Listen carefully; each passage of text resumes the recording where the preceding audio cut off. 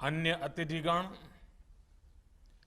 देवी और सज्जनों, आप सभी को धम्मचक्र प्रवर्तन दिवस और आषाढ़ पूर्णिमा की बहुत बहुत शुभकामनाएं।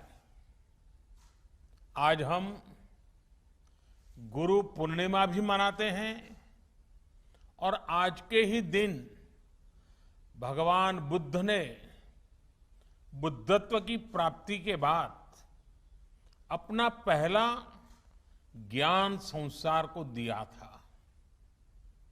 हमारे यहां कहा गया है, जहां ज्ञान है वहीं पूर्णता है, वही पूर्णिमा है। और जब उपदेश करने वाले स्वयं बुद्ध हो तो स्वाभाविक है कि ज्ञान संस्कार के कल्याण का पर्याय बन जाता है। त्याग और तितिक्षा से तपे बुद्ध जब बोलते हैं तो केवल शब्द ही नहीं निकलते, बल्कि धम्म चक्र का प्रवर्तन होता है। इसलिए तब उन्होंने केवल 5 शिष्यों को उपदेश दिया था, लेकिन आज पूरी दुनिया में उन शब्दों के अनुयायी हैं। बुद्ध में आस्था रखने वाले लोग हैं। साथियों, सारनाथ में भगवान बुद्ध ने पूरे जीवन का, पूरे ज्ञान का सूत्र हमें बताया था। उन्होंने दुख के बारे में बताया, दुख के कारण के बारे में बताया, ये आश्वासन दिया कि दुखों से जीता जा सकता है और इस जीत का रास्ता भी बताया। भगवान बुद्ध ने हमें जीवन के लिए अष्टांग सूत्र 8 मंत्र दिए। समाधिठि, सम्मा संकल्पो, सम्मा वाचा, सम्मा कम्मंतो, सम्मा आजीवो, सम्मा वायामो, सम्मा सति और सम्मा समाधि।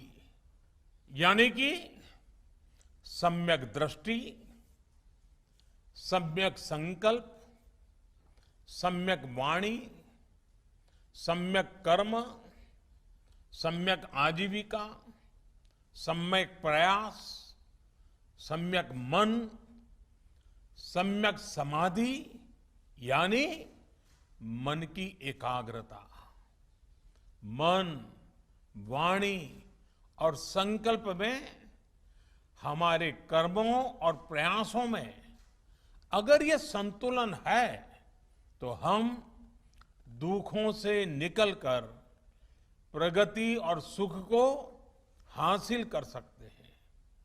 यही संतुलन हमें अच्छे समय में हमें लोक कल्याण की प्रेरणा देता है और मुश्किल में धैर्य रखने की ताकत देता है।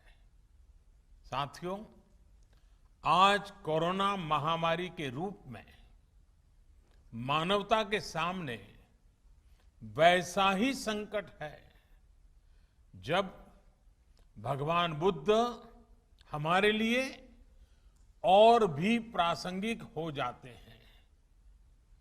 बुद्ध के मार्ग पर चलकर ही बड़ी से बड़ी चुनौती का सामना हम कैसे कर सकते हैं, भारत ने ये करके दिखाया है।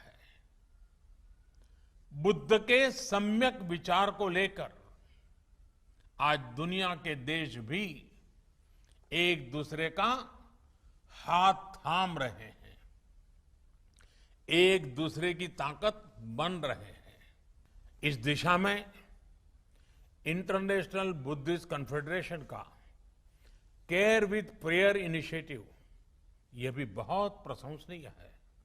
साथियों, धम्मपद कहता है, नहीं वैरेन वैरानी संपन्निध कुदाचनम अवैरेन च संपत्ति एस धम्मो सनंततो। अर्थात वैर से वैर शांत नहीं होता, बल्कि वैर अवैर से, बड़े मन से, प्रेम से शांत होता है।